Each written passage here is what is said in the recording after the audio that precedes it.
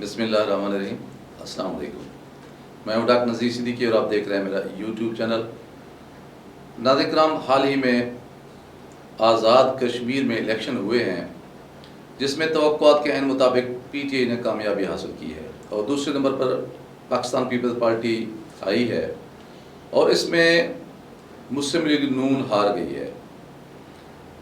اصل میں یہ رزلٹ جو ہیں وہ توقعات کے عین مطابق آئے ہیں، کیونکہ جو آزاد کشمیر ہے وہاں کی جو عوام ہے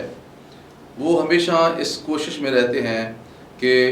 مرکز میں جس پارٹی کی بھی حکومت ہے اسی کو سپورٹ کیا جائے، اسی کی حکومت آزاد کشمیر میں بنے تاکہ ان کو ترقیاتی منصوبے ملیں اور کشمیر کاز کو سپورٹ حاصل ہو۔ مزید آگے بڑھنے سے پہلے میرے doctor Nazir Siddiqui YouTube channel کو سبسکرائب فرما لیں، اس ویڈیو کو لائک کریں اور بیل آئیکن کو ضرور دبا دیں تاکہ میری تمام ویڈیوز آپ دوستوں کی خدمت میں پہنچ سکیں۔ ظاہر ہے اب پی ٹی آئی کی حکومت ہے وفاق میں، تو یہ توقع کی جا رہی تھی کہ پی ٹی آئی کو ہی مینڈیٹ ملے گا آزاد کشمیر میں، اور نتیجہ بھی اسی طرح کا ہی برآمد ہوا ہے۔ ٹوٹل جو ہے وہ 45 سیٹیں تھیں، جس میں سے 33 سیٹیں جو ہیں وہ آزاد کشمیر میں ان کا الیکشن ہوا ہے اور 12 کا جو الیکشن ہے وہ پاکستان میں ہوا ہے۔ لیکن میرے نزدیک اس الیکشن کی اہمیت کچھ اور زاویوں سے، کچھ اور جہتوں سے، کچھ اور سمتوں سے بھی تھی۔ وہ یہ تھی کہ اس الیکشن میں ہماری جیسے ایک ڈرٹی پالیٹکس ہے پورے جنوبی ایشیا میں، چاہے وہ بھارت ہو، چاہے پاکستان ہو، بنگلہ دیش ہو، سری لنکا ہو، تو یہاں ہم اپنے قومی مفادات کو بھی اپنے سطحی مفادات کی بھینٹ چڑھا دیتے ہیں۔ تو اسی طرح آزاد کشمیر میں بھی جو قومی جو انتخابی مہم چلائی گئی ہے اس میں بھی اسی طرح کی الزام تراشی جو ہے وہ اختیار کی گئی ہے، جس میں اپوزیشن کی پارٹیوں نے پاکستان تحریک انصاف پہ یہ الزام لگایا کمپین کے دوران کہ انہوں نے کشمیر کو بیچ دیا، کشمیر کاز کو بیچ دیا، بھارت کے آگے گھٹنے ٹیک دیے، یہودیوں کے آگے انہوں نے جو ہے وہ کشمیر کا جو کاز تھا یا بھارتیوں کے آگے، یہود و ہنود کے آگے 100 طرح کے الزامات جو ہے وہ عائد کیے گئے۔ لیکن کشمیریوں نے جو فیصلہ کیا وہ وہی تھا جس کی توقع کی جا رہی تھی۔ اس کا مطلب یہ ہوا کہ اپوزیشن کے سٹینڈ کو یا موقف کو کشمیریوں نے ایکسیپٹ نہیں کیا۔ انہوں نے پاکستان تحریک انصاف پہ یہ جو الزام تھا کہ انہوں نے کشمیر کاز کو بیچ دیا یا بھارت کے آگے گھٹنے ٹیک دیے یا مودی کے آگے ہم جو ہے وہ لیٹ گئے عمران خان، اس کو قبول نہیں کیا انہوں نے۔ ایک وجہ تو میں نے آپ کو ویسے بتا دی ہے کہ وہ عمران خان کیونکہ وفاقی حکومت میں ہے اور انہیں فنڈز کی اور ترقیاتی منصوبوں کے حوالے سے ضرورت رہتی ہے کشمیریوں کو آزاد کشمیر میں، اور دوسری یہی ہے کہ وہ ایسا نہیں سمجھتے، بلکہ یوں سمجھیں کہ جو مقبوضہ کشمیر ہے وہ کشمیر جو بھارت کے زیر تسلط ہے، وہاں کے جو لوگ ہیں وہ یہ سمجھتے ہیں کہ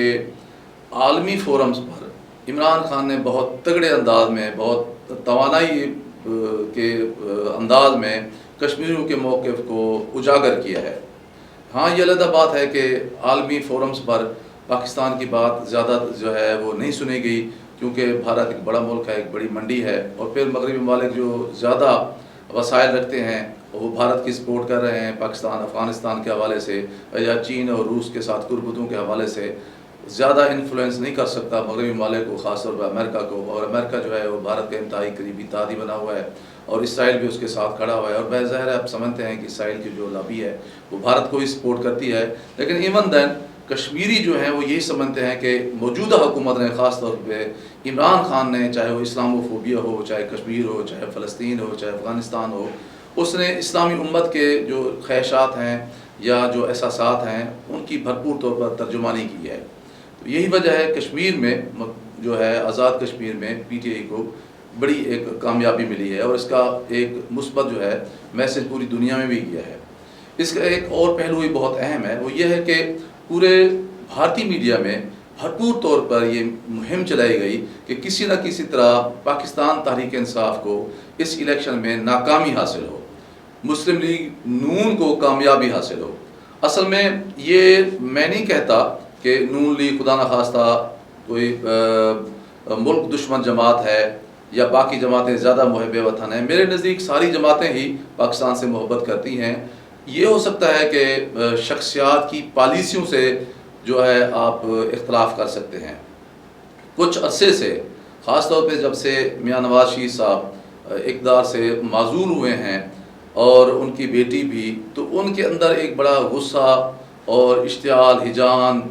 اس طرح کی کیفیت ہے، اور نتیجہ یہ نکلا ہے کہ وہ اداروں کے ساتھ جو ہے وہ محاذ آرائی کی پالیسی پر گامزن ہیں. وہ موقع بے موقع ہمہ وقت کوشش میں لگے رہتے ہیں کہ فورسز کو جو ہے کرٹیسائز کیا جائے، افواج پاکستان کو جو ہے ان پہ تنقید کی جائے، آرمی کو لے کر، ISI کو لے کر. جب بھی انہیں موقع ملتا ہے تو وہ یہ سلسلہ جاری رکھتے ہیں. اور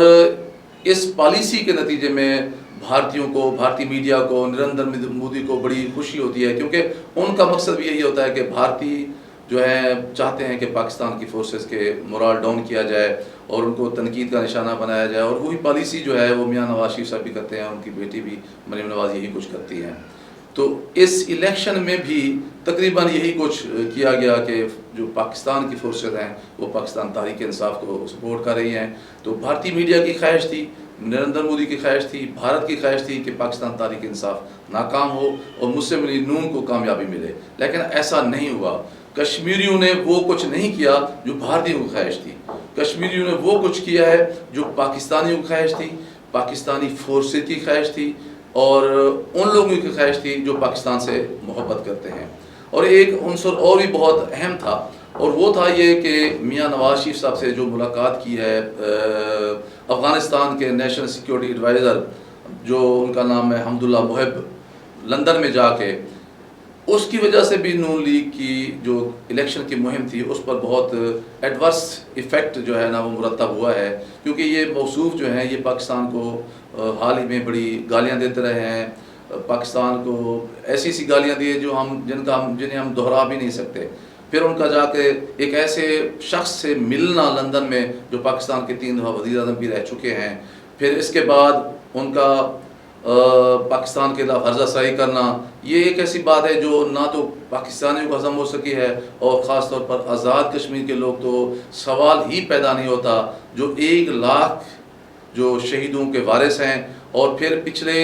2-3 سال کے دوران جس طرح مقبوضہ کشمیر کے لوگ جس طرح قسم پرسی کی زندگی وہ گزار رہے ہیں، جس طرح جیل کی سے حالات میں وہ رہ رہے ہیں، اور جس طرح روزانہ وہاں شہادتیں ہو رہی ہیں، لوگ پابند سلاسل ہیں، اسکول، کالجز، ہسپتال، ہر طرح کی بنیادی سہولتوں سے وہ محروم چلے آ رہے ہیں، لوگ پابند سلاسل ہیں، ان کی جو حق خود ارادیت کا جو حق ہے وہ ان کو نہیں دیا جا رہا، بھارتی جو ہم پر ظلم و ستم زیادتیاں کر رہے ہیں. تو نتیجہ یہ ہے کہ وہ جس طرح کی ایک ذہنی اور ان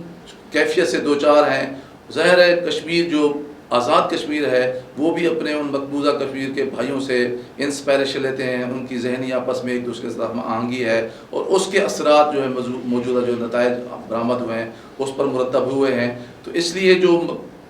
جو موجودہ آزاد کشمیر کے الیکشنز ہیں اس پر بہت سارے فیکٹر جو ہے نا انہوں نے انفلوئنس کیا ہے. بھارتیوں کی پوری کوشش تھی، عالمی میڈیا بھی ان کا ساتھ دیتا رہا ہے، کسی نہ کسی طرح عمران خان کو ناکامی ہو اور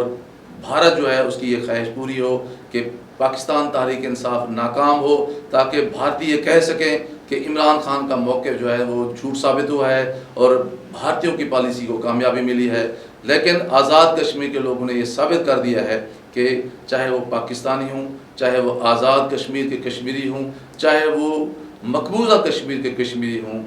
ان سب کے دل ایک دوسرے کے ساتھ دھڑکتے ہیں، اور ان سب کی خواہشات آج بھی مشترکہ ہیں. پوری پاکستانی قوم ہو، ہماری ایجنسیاں ہوں، ہماری آرمی ہو، ہماری فورسز ہو، ہماری ISI ہو، ہم سب ایک دوسرے کے ساتھ بالکل جڑے ہوئے ہیں، کیوں ہمارا مستقبل سانجھا ہے. اب بھی وقت ہے ان عناصر کو خاص طور پر سوچنا چاہیے جو غیر ضروری طور پر ہماری ایجنسیوں کو، ہماری فورسز کو، ہماری آرمی کو، خاص طور پر ہماری انٹیلیجنس ایجنسیوں کو ہدف تنقید صرف اس لیے بناتے ہیں تاکہ ایک تو وہ خبروں میں آ سکیں، دوسرا پاکستان دشمن قوتوں کی خوشنودی حاصل کر سکیں. یاد رکھیں اگر آپ نے پاکستان میں واپس آنا ہے تو صرف اور صرف پاکستانی عوام کی مدد سے ہی واپس آ سکتے ہیں. ناظرین کرام آپ سے گزارش ہے کہ میرے YouTube channel doctor Nazir Siddiqui کو سبسکرائب فرمائیں, اس ویڈیو کو زیادہ سے زیادہ شیئر کریں, گھنٹی کے بٹن کو ضرور دبا دیا کریں تاکہ میری تمام ویڈیوز آپ دوستوں کی خدمت میں پہنچ سکیں. اگلے ویلاگ تک اجازت. السلام علیکم.